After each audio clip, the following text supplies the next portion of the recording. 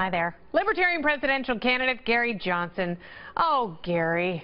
He was hoping to nab 5% of the vote in the election, which would have given the Libertarian Party minor party status and $10 million in federal funding and party cash to spend in the next election. But Gary only received 3% of the vote, despite two historically unpopular major party candidates. But he also did considerably better than any previous Libertarian candidate.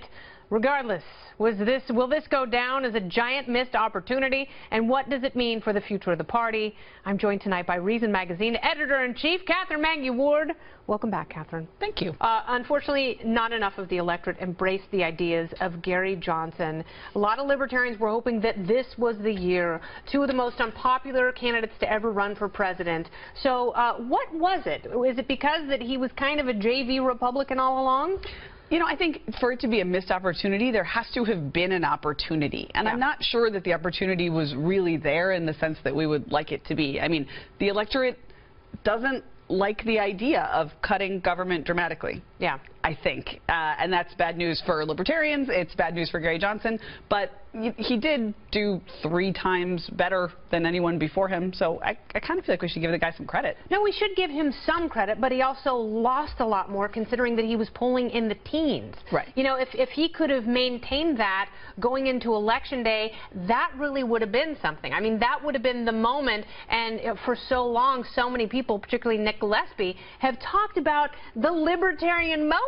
Yeah. I mean, but wouldn't this have been that moment? It could have been. It sort of was. I mean, I will say, particularly at the beginning of the campaign cycle, I had a moment where I really enjoyed saying, like, well, you know what? My guy is not an embarrassment. And when I say my guy, I mean not the guy that I actually vote for, and I'm not actually a registered member of the Libertarian Party, but, you know, the guy who's out there saying the thing that I more or less believe. Yes, the person who best embraces the ideals. Not under potential indictment, not, you know, a rapist, not whatever accusations were thrown at the other candidates. Yeah. It was a year for libertarians at least to say, listen, you have accused us in the past of being insufficiently serious. Yeah. Here are a couple of serious guys. All right, so how does the Libertarian Party go forward? Because you're hearing gripes from both sides. You're hearing people say Bill Weld was a total sellout. It was disgusting what he did, going on Rachel Maddow and basically endorsing Hillary Clinton, a person he was supposed to be running against, sucking up to her, and now his political career is officially over.